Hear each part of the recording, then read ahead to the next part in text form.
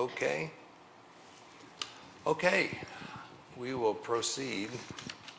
I think I know most everybody, but I'm not sure, and so just in case, my name is Tim McElwee, and can't hear, they say, Gary.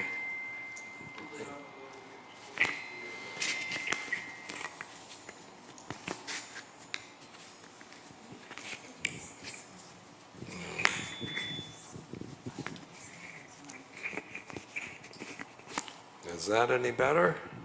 Yeah? Okay.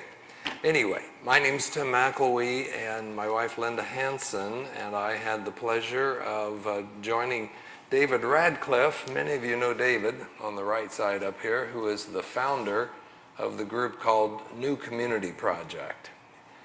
And before we get into the substance of the trip, I just want to make this introductory statement by saying we're living in some very difficult times, and during these very difficult times, we all desperately need hope. This trip taught me many things. One of the things it taught me is that good people are helping good people in some of the poorest parts of the world, in countries like Nepal, and so that alone is reason to hope. This trip that Linda and I were on was the 11th trip that New Community Project and David Radcliffe have sponsored to Nepal. And since 2011, NCP has been partnering with a group in Nepal called Shakti Samuha, which is a Nepali phrase that means power group. It's the first anti-trafficking, sex trafficking organization in the world that was started by sex trafficking survivors. It was founded by this woman, Shari Maya Tamang, and the reason they call themselves Power Group is because, as they said, many of the survivors, we turned our tears into power. In 1996, Shari Maya began this organization with a few other women survivors. It happened to be the same year that a Maoist insurrection started what was a deadly 10-year civil war in Nepal. But Shari Maya became the first woman in Nepal ever to successfully prosecute her perpetrator. And during that time, her family was harassed and threatened by supporters of the trafficker, and they burned her house down. They eventually killed all of her livestock, but the trafficker was, in fact, finally put in jail. Since then, she has gone public with her story and has used it as a means to promote the campaign to end sex trafficking. So in 2011, Shari Maya, this is a picture of her with Hillary Clinton. Hillary's not particularly tall, so you can see how tall Shari Maya is there, because she received the Hero Acting to End Modern Day Slavery Award. And then in 2013, she won what is called the Ramon Magsaysay Award, which is considered the equivalent of the Nobel Prize in Asia. From 96 through 2005, there was really no income. They had no resources, but they had started the organization. So Shari Maya simply worked as a volunteer. Now, she's been able to hire staff, and these two women were our guides during our time in Nepal. On the left-hand side is Isha, and the one on the right is Manisha. Prior to the current administration in Washington taking over, Shakti Samuha was receiving $177,000 in a grant from USAID. All of that money has now been eliminated. And so instead of having 62 staff as they used to have, Shakti now only has 30 staff members to cover the entire country of Nepal. The heart of the organization is the members, and there are now 700 members. So it's gotten a little out of focus. I don't know what's wrong here. Okay, anyway, those are some very vague pictures of some of the staff members for Shakti that we met with. And it's clear from all the presentations that she made during our time that Shari Maya remains very, very grateful for her partnership with New Community Project. This, This hasn't even happened at home. That's very strange. Why would it suddenly lose all resolution? I don't know. I'll just close it. Start over again. I'll keep going just in the interest of time.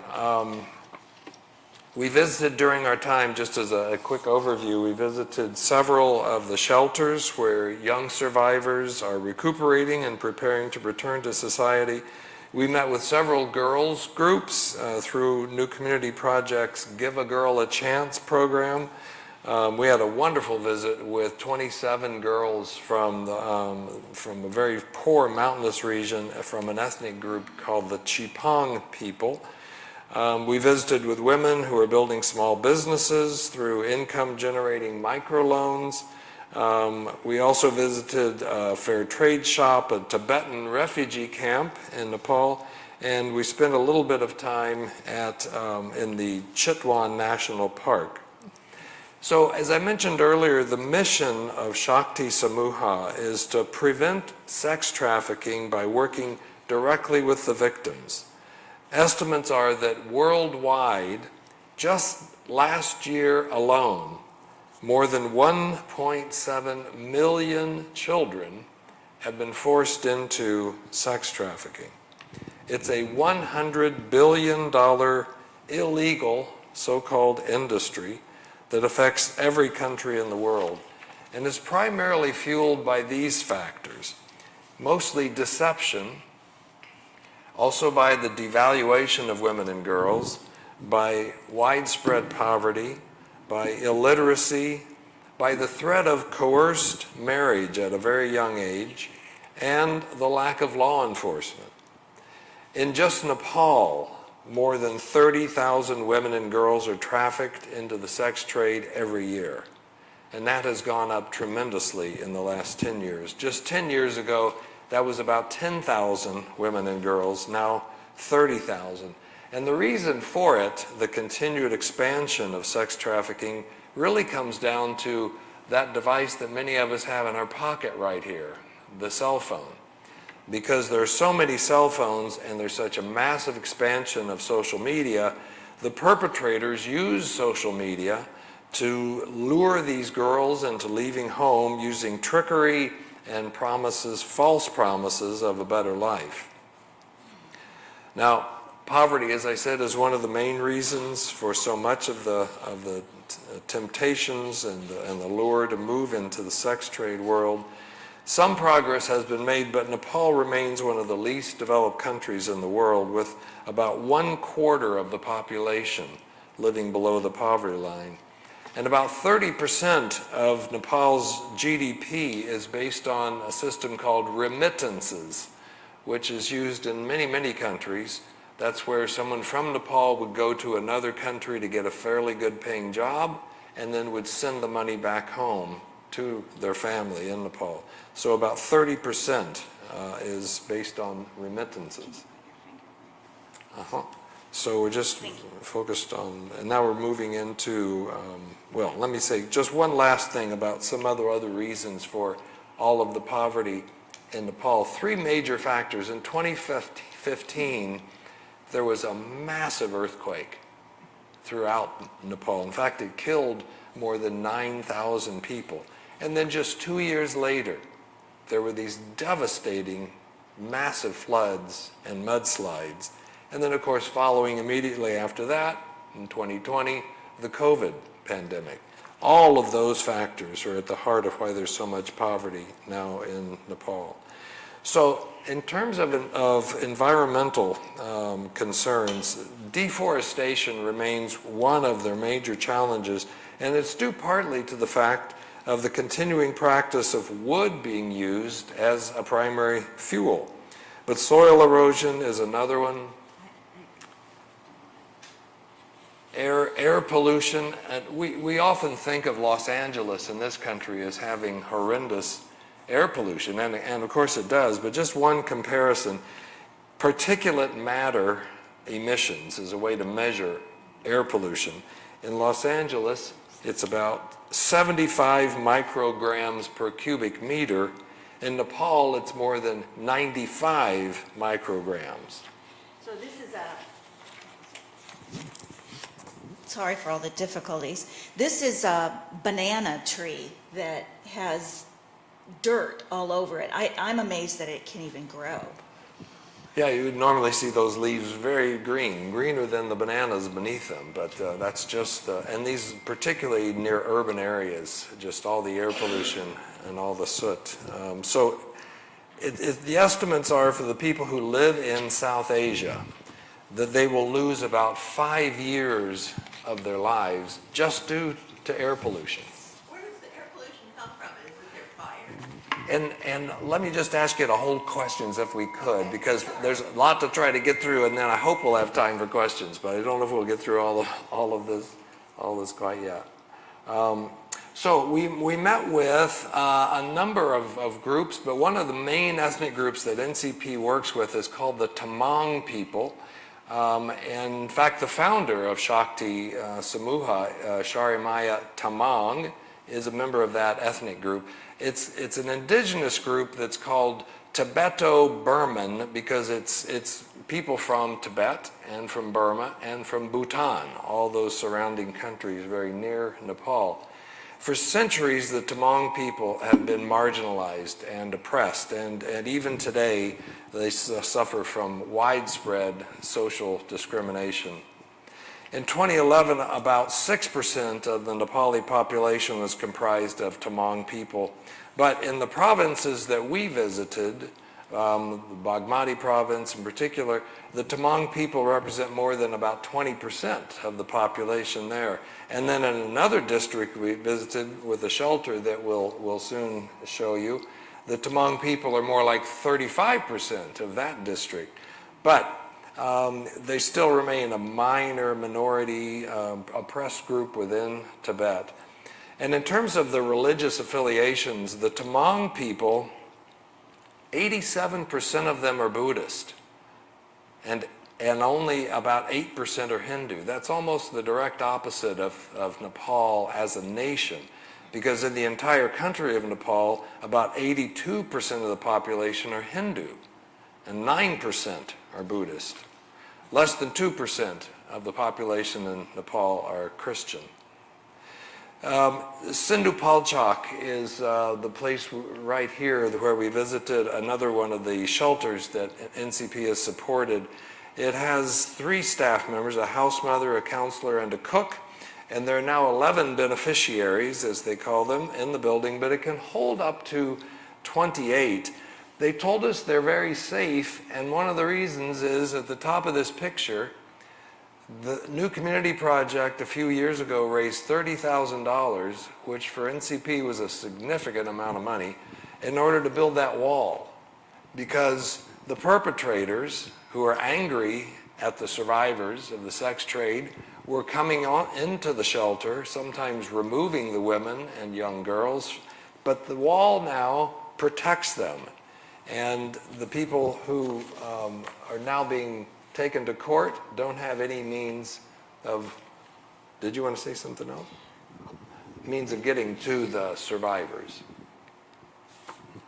They had been going into the, this wall on the bottom too.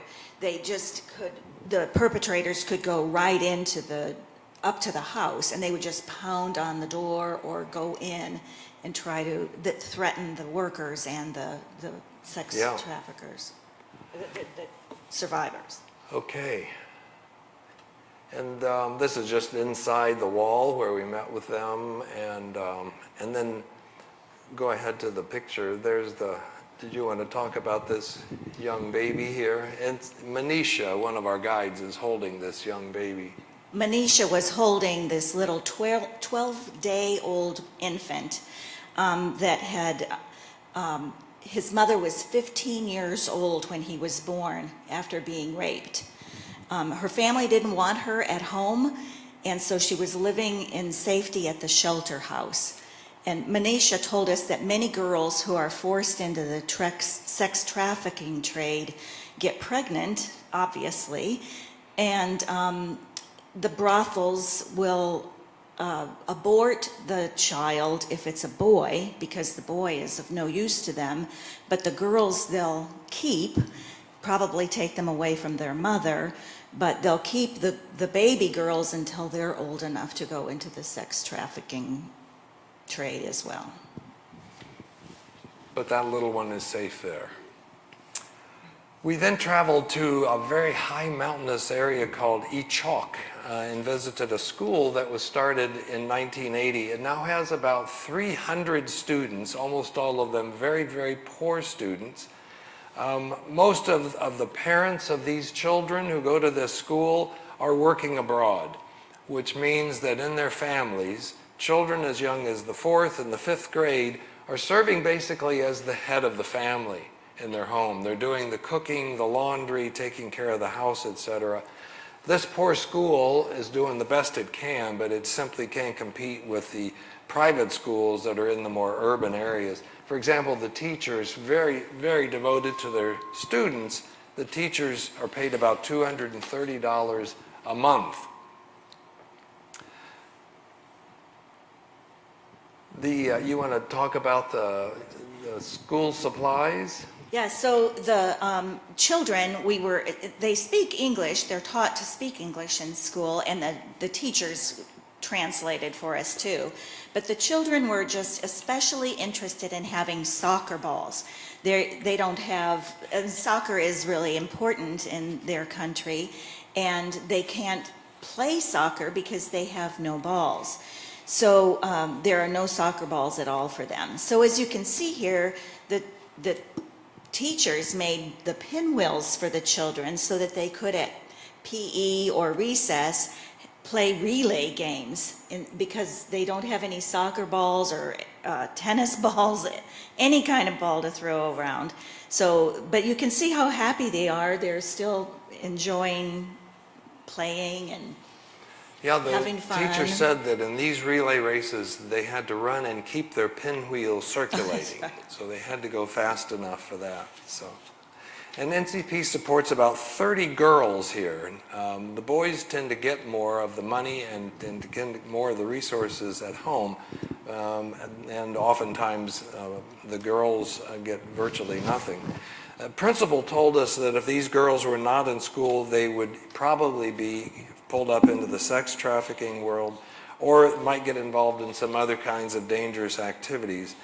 Most of the parents of these girls are illiterate and simply look down on the girls and in fact openly call them burdens on their family. We then met with a very impressive women's group that NCP also supports, and these are Tamang people here as well. There are 11 women in this group. It started about 15 years ago and it's been thriving for quite some time. When NCP first started meeting with these women, it was about 8 months after that devastating 2015 earthquake, and the women were very discouraged and overwhelmed. But NCP has been providing some grants and microloans, and they've been able to rebuild. 4 of the women who started the organization have since died, and many times the health complications are related to them having been victims of sex trafficking. But this current group is doing pretty well thanks to those microloans and things like gifts of fruit trees and medicinal trees and sometimes even livestock projects. But many of these are single women that are sometimes in these groups, which is a challenge in itself. Manisha, one of our guides, told us that one of the women said to us as we were leaving, "Shakti is like home to me." One of these women, Tamang, initially used her grant to rent space in a shop, but now she owns the building. And another one, Sanchamaya Tamang, used her grant to purchase a water buffalo, and that water buffalo has now given birth to a calf. And so there are now 2 water buffaloes. They use the water buffalo milk to produce butter, which can provide much needed income. It also makes the best yogurt I've ever had. Yeah, we enjoyed that. This next picture is of Mingma Tamang. She's 80 years old and was near death a few years ago, but received a grant from New Community Project for a very much needed back operation. She told us as we were leaving, NCP saved my life. At least once a week, those women have to walk 6 to 7 hours round trip just to gather firewood for their homes. Without NCP's financial support, the only work they would be able to find would be as day laborers doing construction work or agricultural work of some kind, which typically pays $8 per day. But the work is very sporadic and often unreliable. We then went to Pokhara and a shelter there. These are all young women, but for their own safety, we don't show their faces, so these paper bouquets provided a way to get a picture without showing their faces. Their typical schedule in the shelter is they get up at 6 a.m., they do yoga, they have breakfast, they have time for study, and then they go to classes. Lunch is at 1:30, and then they have more school in the afternoon, and they return back home to the shelter at about 4:30. They do say that they have a little bit of free time each day before they go to bed at 10 p.m. The girls at this shelter arrive there from very poor rural parts of Nepal that is very economically underdeveloped. We then went to this center, the Shakti Resource Center in Pokhara, and it provides training of all sorts. 3 primary areas where they train the women are beautician training, training to be a barista, and training to become a school counselor. Last year, 3 graduates of this resource center opened their own beautician shops, beauty shops. But it costs about $4,000 to start a beauty shop, and so very, very few of the women can bring together the needed financing to start a new shop. Rent alone can cost as much as $300 a month, and the women have to sign a 5 to 6 year contract just to start renting, and then they have to pay half of that money up front. So very few of them can afford to do that. If they work as a beautician in someone else's shop, which most of them end up doing if they went through that training program, they usually earn maybe something like $60 per month. But they say they're rarely paid on time, and the minimum wage in Nepal is actually twice that amount. Now, if a woman were trained as a barista, she might earn as much as $60 to $100 a month if she's fortunate enough to work in an area near a lake or a resort area. This woman in the very front who took this selfie, Bishnu, is one of the women who benefited from an English language training program that NCP assisted her with, and she made it very clear that women survivors can find reliable employment in Nepal if they're fluent in English.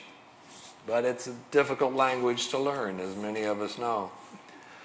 We then went to this Tibetan refugee camp in Pokhara, and the Tibetans living in this camp have no refugee papers. They have no official residency documents to be in Nepal. They are, in truth, stateless people.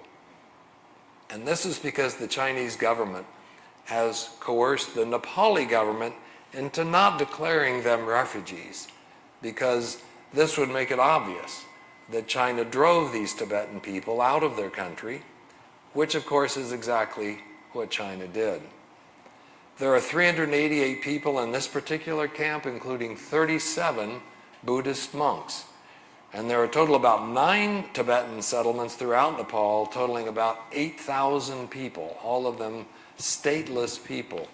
But still, they do their best to give back. Every month, the community carries out what they call a deed of compassion, such as donating blankets to poor Nepali or planting Ashoka trees, which, as you may know, is a tree that's considered sacred to both Hindu and Buddhist, and it also has some additional value as well.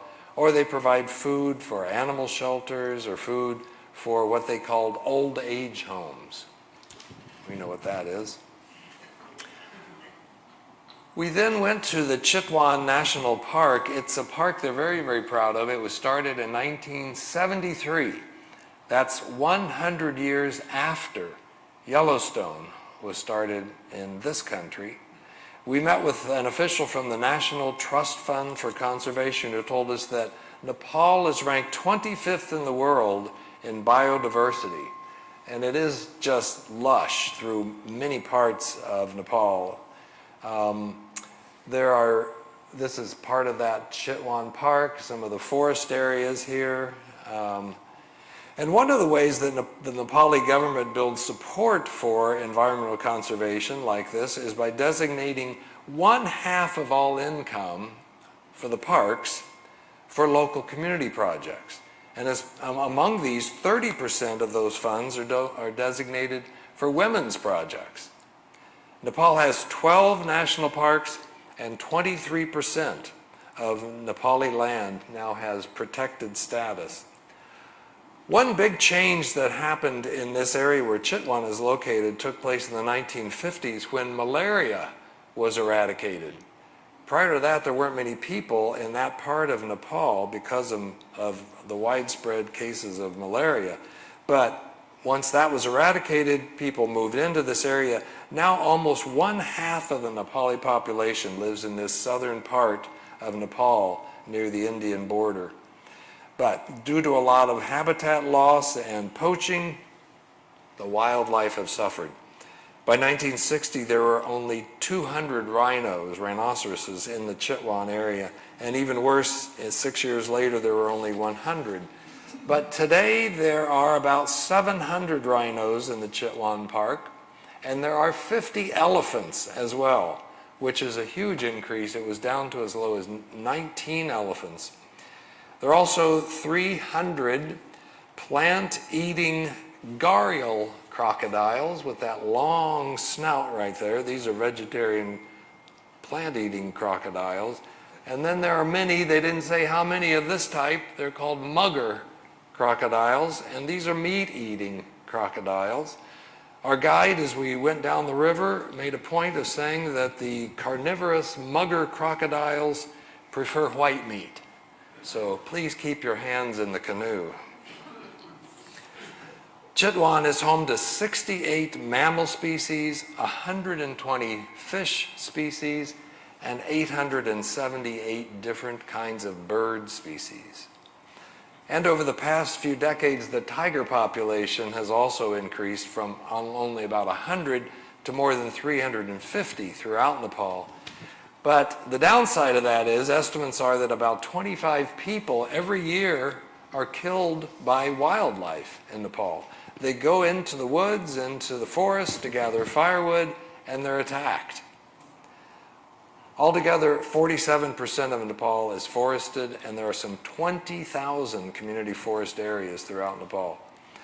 But the climate crisis is wreaking havoc in Nepal as it is all over the world. One quick example of that in Nepal, it used to be that the monsoons in Nepal lasted 2 or 3 weeks. Steady rainfall for 2 or 3 weeks. The monsoon season now can be as short as 1 day, sometimes a half a day of massive, intense rainfall, which leads to things like massive flooding and landslides. So when we were at the Chitwan National Park, this is where we stayed. We stayed at the Rhino Lodge and Hotel, and it turns out it was aptly named because the morning that we woke up there, we were on the second floor, a little balcony, and we had been tromping around in the forest the day before, so Tim went out and was going to shake his shoes together. He'd clump them together to get the dust off, and one of the hotel employees kind of came up and shushed him and pointed out into the courtyard where an unpaid guest had decided to sleep on the lawn overnight. So this huge rhino was literally steps away from us. I walked down the steps. It never even budged, but I walked down the steps to take some pictures of him. And he slept there quite comfortably. So the birds enjoyed his presence too. He slept there quite comfortably for several hours until he lazily got up. I watched him get up, and he was like just as groggy as could be. And the Chipang girls even got to see him. They were coming to see us. And that's not all of the 27 Chipang girls we met with, but that's a cluster of several of them. These are girls, again, who would not be able to stay in school without the support provided by New Community Project donors. And the reason is the government of Nepal pays the tuition for the girls up to the 5th grade. After that, it's up to the families. These families are so poor, they cannot possibly afford the $200 a year in tuition money to keep those girls in school. So these girls were just extremely grateful to us. They said NCP is providing them a lifetime opportunity that their parents couldn't possibly afford. As they went around the circle to introduce themselves to us, several of the girls looked to us and they said, New Community Project gives us so much, and we're sad because we have no gifts to give you. We tried our best to tell them that they are gifts to us. This girl had memorized and sung a song, a traditional Nepali song for us. And the schedule for these girls, these Chipang girls, is they get up at 5 a.m. and have a breakfast of rice and maybe some chili peppers. And then they begin their 2 to 4 hour mountainous walk to school.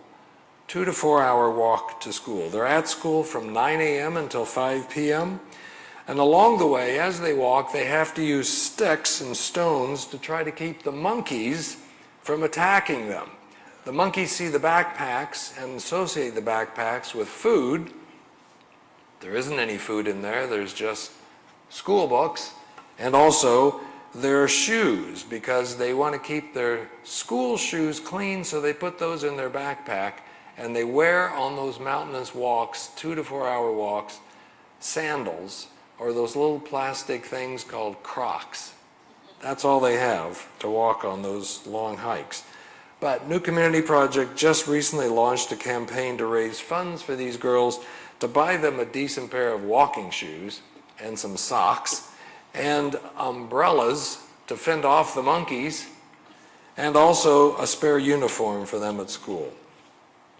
And we discovered as we talked with the Chipang girls that morning that they do not receive any lunch at school, and that's because the parents can't afford to send food with them, disappointing all the monkeys who steal those backpacks from them. And the parents cannot afford to pay the 75 cents a day for them to buy a lunch at the school cafeteria. So NCP, now that we know that, is starting a new program to provide not only the $200 per year stipend for the tuition, but $200 a year in addition, so each of these young girls can also have lunch, because all they were getting was a very early morning breakfast and then almost the same food for dinner that night.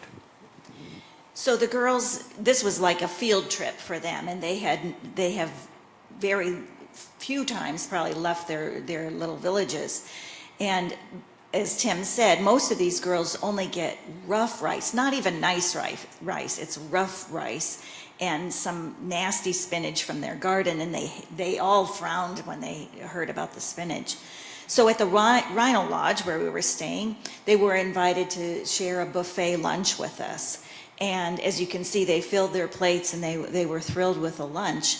And the main dish of Nepal is something called a momo, and it's like a dumpling, and it's filled with either chicken or maybe some kind of meat, vegetables, that kind of thing. But even though they have heard of momos, there are no restaurants in their villages, and they can't afford the food to make them at home.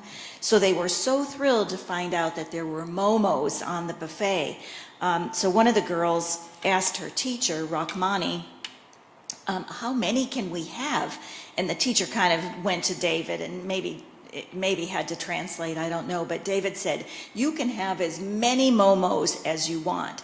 So later that day, when they were getting ready to leave, he saw the same little girl and she said, I had 31 momos. Now they're not big, they're like a big ravioli though, I mean they're pretty big, 31. And so I wondered if she managed her ride in the tuk-tuk home very well, but so. This woman on the left is Rukmani. This is the teacher that New Community Project has worked with for many, many years with the Chipang girls. And during the time with Rukmani, she said, if these girls didn't have NCP support, they would be somewhere beyond my imagination. More likely, they would be forced to marry at age 11 or 12, or they would be forced into sex trafficking. One of the words that the young girls used when they referred to David Radcliffe, well, it's two words. They called him Guru Baba, which is a term that means very honorable teacher. These 27, there's David taking a picture of those 27 Chipang girls, and they traveled, oh, that's another great picture of them. That's all 27 of them. They all, a bunch of them got in a swing, had a great time. This vehicle is called a tuk-tuk. It's found in many countries around the world. It's basically a three-wheeled motorcycle, but it has a back bench and a bench in the front for the driver. We took those vehicles a couple of times. 3 adults in the back seat is typically, and then the driver in front. But these 27 Chipang girls came on a 4-hour mountainous one-way trip with 9 girls per tuk-tuk. And then a 4-hour mountainous ride back home.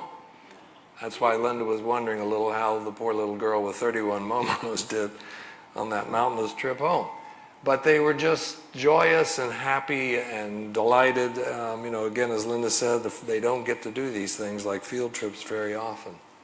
So the last stop on our trip was in a town called Hitauda, and we met there with 3 different survivors. There are about 40 survivors in that community, and almost all of them had been forced into, as young girls, forced to be transported into India, where they were forced to work at circuses as clowns. It's not what they wanted to do, it's what they were forced into, and there they suffered severe harassment and abuse of all kinds. This woman, her name is Ranju Bal, has this very nice shop that she uses here with her sewing machine. NCP provided her with the money for the inventory, and she received entrepreneurial training through Shakti. Many shops offer similar products, but she sells hers at a little lower rate and lets people even buy on credit if necessary. She wants to expand her shop, but right now the practice is that customers bring fabric to her. She makes the garment with her sewing machine based on the clothing patterns that they have purchased. NCP is also supporting her children. Her husband used to work until recently in Qatar. We've been hearing a bit about that country and the $400 million jet, haven't we? But her husband got severely ill and had to return home and hasn't been able to work, still incapacitated. But her group of survivors meets twice a month for support of one another. And yeah, go ahead. I just wanted to point out, a few of you use sewing machines, I know, and this is, I can't read it right now, but it said it was made in America, but it was not an American-made sewing machine, and we talked about it later, and it was, we determined that it was really made in China. And I just think with the all the trade news and all of that today, that's just somewhat ironic. So this little alleyway right here that Ranju took us to, she owns that little strip of land, 3 feet wide, maybe 15 feet long, and there she planted, you can see some strawberries, but she also planted fruit trees NCP gives each of the women survivors 5 fruit trees and 2 medicinal trees, and she was growing, the one right in front of her is a medicinal tree of some kind. She was very, very proud of that. And then we met with a woman named Kumari Mokhtar, and she is the poorest of the survivors that we met with. She has 3 children. NCP provides some money for the school supplies and some clothing for the kids. She's been a member of Shakti Samuha for more than 20 years. NCP provided her a few years ago with a grant so she could buy 3 goats. And there you see part of those goats. She's raising them. After about a year, she can sell those adult goats for meat and make as much as $70, and uses that $70 to help provide food for her family for a big part of the year. She and her family can really only afford 2 meals a day, usually spinach and rice. She walks, that is, Kumari walks 6 or 7 hours every week for the firewood, and then 6 to 7 hours every other day to gather the fodder like this to feed the goats. When our group found out that Kumari and her family don't even have a toilet in their house, they were simply going out into the forest behind them, our little NCP group raised the $400 that it took to build the family an outhouse, so they at least have that. We then met with this woman. Her name is Anita Galan, and she has a little shop here. She's been with Shakti for 21 years and has had this little shop with treats, candies, and such things for about 7 months. She used to work in Malaysia at an electronics place and was making money and using the remittance system, sending money back home, but she missed her family and had to return. And so she makes about she receives $700 through NCP to get the shop established. She said, "It's my dream come true." It enables her to send her kids to school, she pays rent, and still manages to save about $1.50 every day as well. She starts working at her shop every morning at 5 a.m. and works there until 8 p.m. This was her medicinal tree that she's showing us here. So just to try to pull this to conclusion, this is most of our group, not all of them, with, again, on the left, second over, Shari Maya Tamang, the founder of Shakti Samuha. Despite all the poverty and all the hardship that we saw, there is some progress slowly being made in Nepal, and particularly for the survivors. The survivors' families are now much more supportive of them than they used to be, and the government is now taking sex trafficking much more seriously. They're beginning to use social media, the government is, to try to teach young women about the dangers of sex trafficking. And more recently, government and groups like Shakti have begun working collaboratively on all 3 governmental levels, at the federal level, the provincial level, the local level, to increase law enforcement and to try to coordinate advocacy efforts and to continue to work on prevention of sex trafficking. Last thing I would say, and then we'll be happy to try to answer any questions we can. I was once asked, I'm on the board of New Community Project, and someone once asked me if New Community Project is a faith-based organization. Now, many of you already know this. David Radcliffe is an ordained minister in the Church of the Brethren, was a pastor for many years, was on the denominational staff for many years. It's very much of a faith-based organization. But the way I tried to answer it is to say that New Community Project is grounded in what could be called an ocular theology, as in related to eyesight. And I say that because I see the work, the mission of New Community Project as Christian faith in action that makes visible our siblings in need, terrible pressing environmental challenges, and it also makes visible the enormous privileges with which so many of us live our lives. So we were honored to be a part of the delegation that went, and would be happy to try to answer any questions that you might have. Marilyn, I think you had one earlier. You should get the first try if you can start Well, I remembering. was just curious because I visualize it as being mostly country and mountains and forests.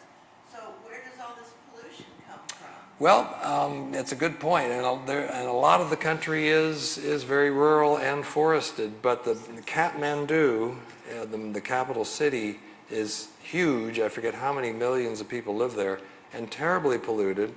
But and then all these areas where we visited are small or large, medium-sized cities, and again, because of there are no regulations on any of the vehicles in terms of the output of those, nor the coal that's used, again, the firewood that's used in the homes of most, even the people who live in the city use firewood to do most of their cooking and heating.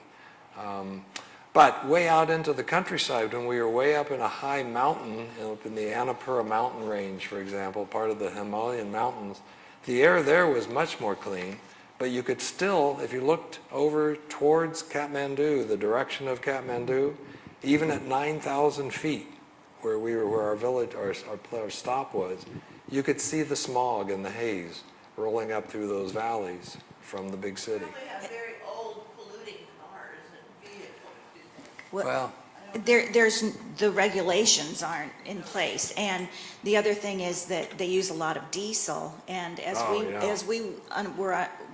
was explained to us that the particles from the diesel emissions actually connect to the, I don't know, the water or the ice on the glaciers, and so the glaciers, because of this, are melting at a higher rate. David Radcliffe has pictures over the years that show, just in the 11 years he's been going there, how much the glacier coverage on the Himalayas has diminished. pretty stunning. The pictures of 2011 and then what we looked at in 2025, the glacier in 2011 when David first went, was just way down this mountaintop, and it's about half of that now because it's just all melted off. And of course those glaciers provide water for millions of people down those mountain streams. What else? Other questions that we could help with? Tell us about the food. Well, the food, yeah. Rice, not at breakfast, but always at lunch and dinner. A lot of what we would think of as typical Asian food, egg rolls and that kind of food, some, stir fry. Spring rolls. Yeah, that kind of thing. It was quite good. Nasty. I think the girls just don't like it. It's the only thing they get to eat, so That's I probably think more the it's point. just. They're tired yeah. of it. Yeah. And If- chili peppers is the other green that a lot of the Chipang girls said they had with their rice in the morning. But it's what they can grow and what the families can provide. Any others? Any other questions? Anything else with the new community? We were there from January 14 to 26. No, actually, it was one day short of that because of the travel. So 15 really through 26 is when we left. So about 2 weeks. Yeah, and a lot of in-country travel. Many of us know about Mount Everest, which of course is part of the Himalayas in Nepal. It's the largest peak, 29,000 feet. The place where we went up that 9,000 foot climb and stayed in a small village way up high, we looked up at a peak that was 26,000 feet high. So dramatic, beautiful scenery, and there's some pictures, Marilyn, of That some was of the food. a very typical meal for us. The breakfasts were about the best. I mean, if we were staying, a couple of times we stayed at the same place a few nights, and they used that wonderful yogurt I told you about, and a lot of times they had an egg and dish. fresh fruit. Fresh fruit. The fruit was really good. After I saw the bananas growing, I kind of wondered about it, but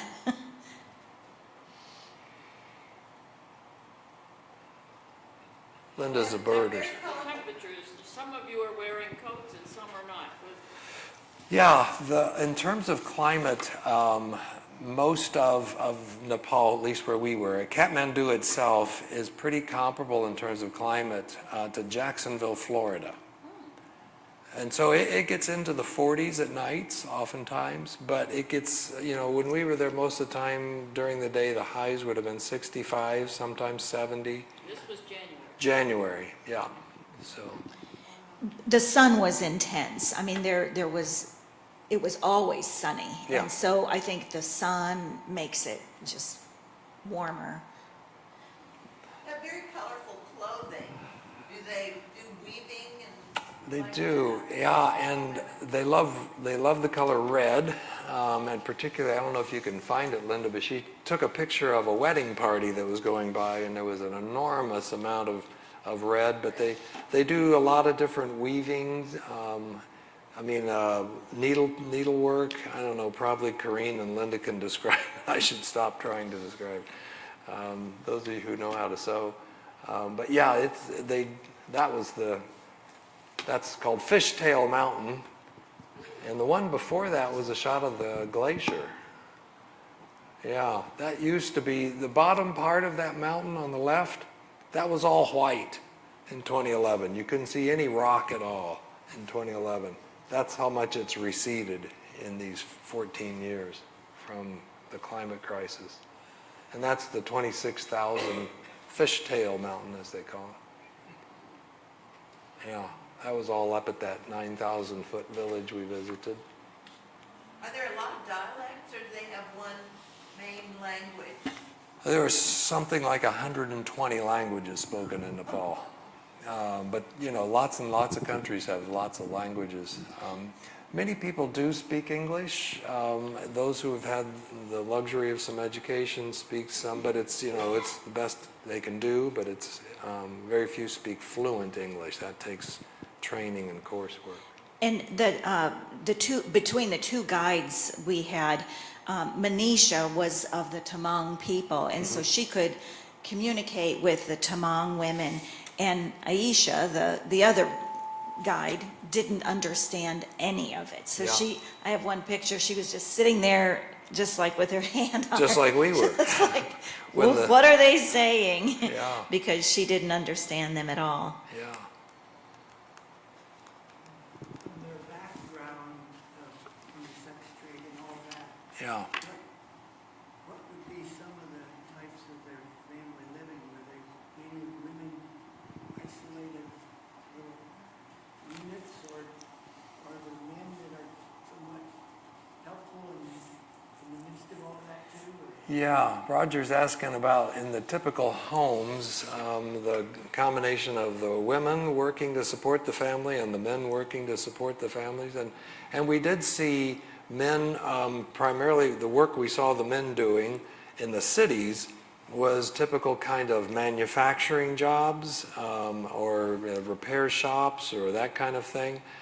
We didn't see very many men either in the surrounding areas by a city, and certainly in the countryside. We didn't see very many men doing agricultural work. The vast majority of the agricultural work that we saw, at least, was being done by women. And then, of course, a lot of the men, just as that one survivor's husband had done, had been abroad, in his case in Qatar, to try to earn more money there in that very wealthy country and to send back most of his earnings back home. So a lot of the men who can will try to find work in Malaysia, Indonesia, India, other surrounding Southeast Asian countries. Which is why a lot of the families are at risk, because they don't have the support of sometimes not even either parent. Sometimes it's grandparents that are trying to fill in or whatever, because they're away from home. Yeah.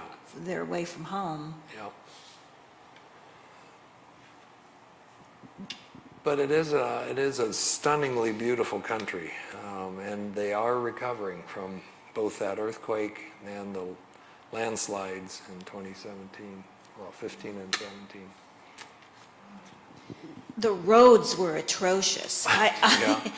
And some of that's again because of the earthquake and the landslide.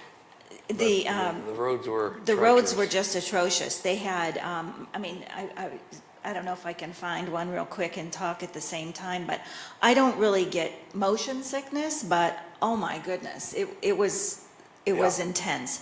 And the, Hairpin turns on the mountains roads and big trucks, and the trucks were huge. This is one that we were on a, this was like one of the buses that we went on in the safari, but some of those roads had, it was just dirt. It wasn't even yeah, not paved at all. yeah. And going around the mountain, they would just put their hand on the horn and hope that whoever was coming on the other side would hear them. Yeah. We're probably about out of time, aren't we, Gary? Or do we have time for one more? Or, one more, if anybody has one more. Yeah. Yeah, I thought I was on some treacherous roads when I was in Beirut, Lebanon once. You know, where there are big city roads and no lane markings and traffic's just weaving back and forth and horns are honking everywhere. But I'd take Beirut, Lebanon over what we saw in Kathmandu any day. I'll just tell you real quickly, these rhinos are not baby rhinos, but they're still young rhinos. And these rhinos, many of the rhinos were swept up in that devastating 2017 flood. And as a matter of fact, these young rhinos and their parents were swept up close to a huge river, I'm not sure which one, and stayed afloat somehow, these young ones, in the river, and were transported all the way to India. Somehow or another, whoever found them in India knew that these were Nepali rhinos, so they traveled into India, I'm guessing without a passport, but they still figured out where they lived and where they belonged, and they shipped them back into this little habitat where they're being nurtured and kept going. What did they say? Well, I guess the flood was in 6 years, well, I think was. That was the 28 years, the 2017 flood, yeah. So, 8-year-old rhinos. well, one of them was younger than the other. Like you can see, the one was smaller than the other, but they're the white rhino, and I think Nepal is the only place left in the world that they live. That's how In the wild. in the wild. So that's how they knew where they had come from. And Yeah. the elephants were interesting too. They have only 50 left in Chiffon. 50 wild ones, but they have some that have been domesticated Yeah. that they use like for like big tractors or something, like to clear brush and things like that. So Use them like a power lift, a power fork, I guess. But, well, we'll call it quits at that. We're happy to hang around a little later if anyone had any other questions, but we appreciate your interest and hope that if you're not aware of New Community Project, you might look it up online and maybe consider supporting the good work of NCP. Thanks, everybody.